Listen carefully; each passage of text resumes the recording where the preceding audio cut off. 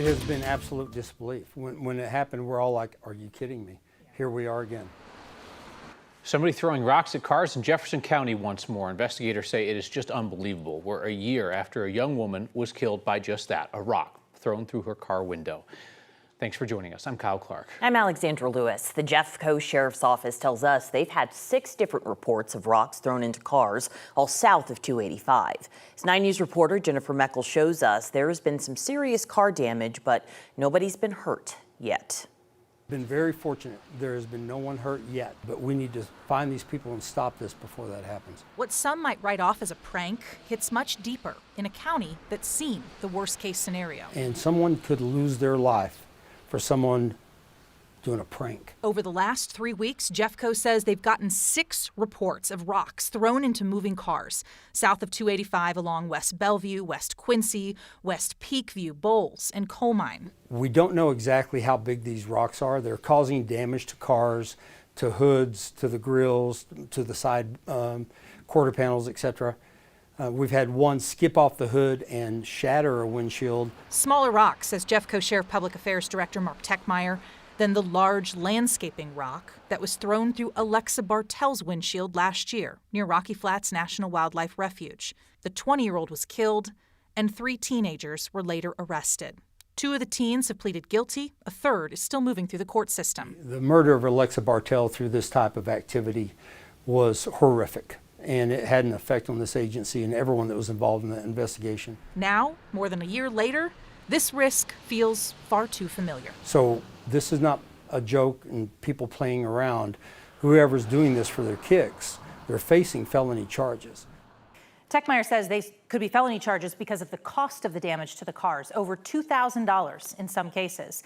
Investigators do not know who they're looking for. They think the suspects are driving around a small 4-door sedan. They don't even know the color, though, at this point.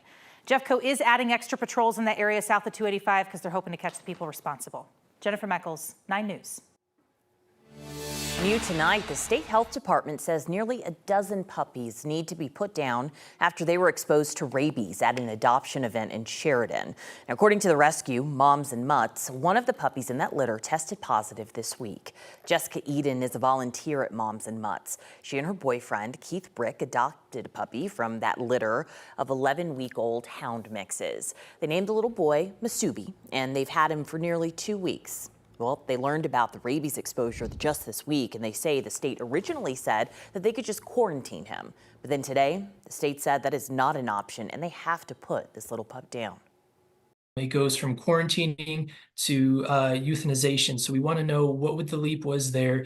Why isn't other things being considered? If anybody from the state is watching this, we just pray and beg you to just consider discussing this with the families of the puppies and seeing if there's any other options. Jessica and Keith are looking into legal action in hopes of saving Masubi. Rescue founder Erin Jones told us that she doesn't agree with putting the puppies down, but the state threatened jail time and the seizure of the other dogs if she didn't, collect and euthanize every single puppy. State health officials told us tonight that families have surrendered 8 of the 11 puppies. They say they were unvaccinated when they had prolonged and repeated exposure to rabies. So they argue the most humane approach is to euthanize the entire litter. Typically takes about 3 to 6 weeks for an animal to show any signs or symptoms of rabies. And the only way to confirm an animal actually has it is to put it down so it can be tested. People will be able to undergo surgeries once again at the VA hospital in Aurora starting next week. Rocky Mountain Regional VA Medical Center paused procedures in May after staff found plastic residue on several surgical equipment trays. The VA says in the month since, it has fixed the hospital's sterilizer and washers. Over 600 procedures were postponed or referred to other hospitals during this pause. Stormy few days in Denver, and we are not in the clear yet. There is more rain expected this weekend. We have brought meteorologist Corey Rebenhagen indoors again to talk about this. Hey, Corey. Hey, good night.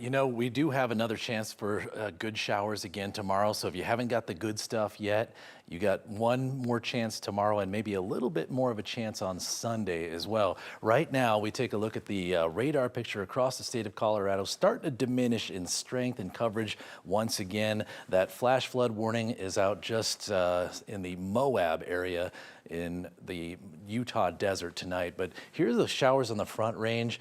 They've been hit and miss today, but we have a wave going through the northern part of the Front Range right now, and you can see back behind the 9 News Weather Impact Team logo back there, there's another wave starting to move through. So Fort Collins, Greeley could get another wave of probably light showers as we go through the night here in the next few hours. Forecast highs for tomorrow. We're going to see the sun again tomorrow. So it's been a couple of days since we've seen full sunshine. We'll see that for a little while, get those temperatures up there into the middle 80s. So here's the weather that will impact you going into the weekend here. Your weather headlines, that monsoon pattern is going to continue. So we'll see afternoon clouds and rain chances. Flood potential is still there, especially in those burn scars, those fresh burn scars in particular, and the cooler temps will continue. We do have a chance to make it through the weekend and on into the next 3 days with the temperatures below 90. The Alexander Mountain fire west of Loveland, that fire that damaged or destroyed 30 homes, was human caused. Investigators aren't saying more than that. The fire started July 29th. It's now burned more than 9,600 acres. It sits at 91% containment. Flooding in burn scar areas is a real concern this weekend. Yeah, crews are already preparing, getting sandbags ready for people who may need them.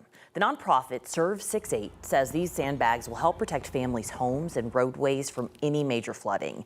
And it's not the first time they've stepped up to help their neighbors. The nonprofit also created sandbags for people who were impacted by the Hyde Park and Cameron Peak fires.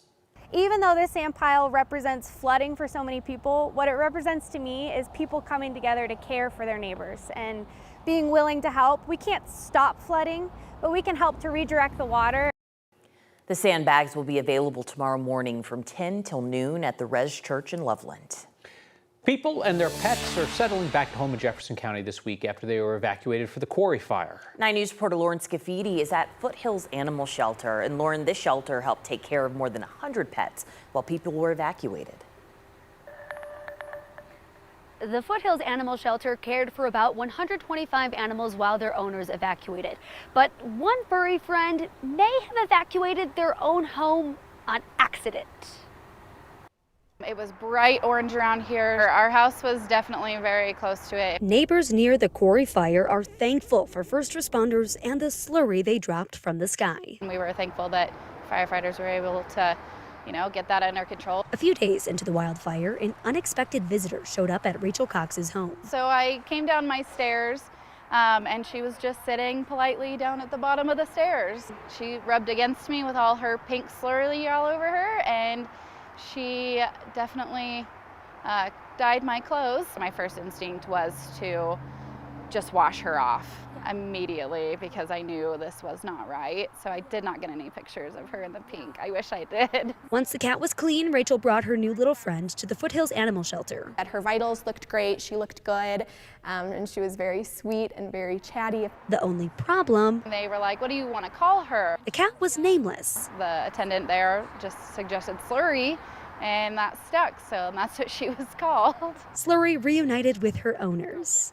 Facebook helped us kind of figure out who and where she was from. We figured out her name is not Slurry, it is Ellie.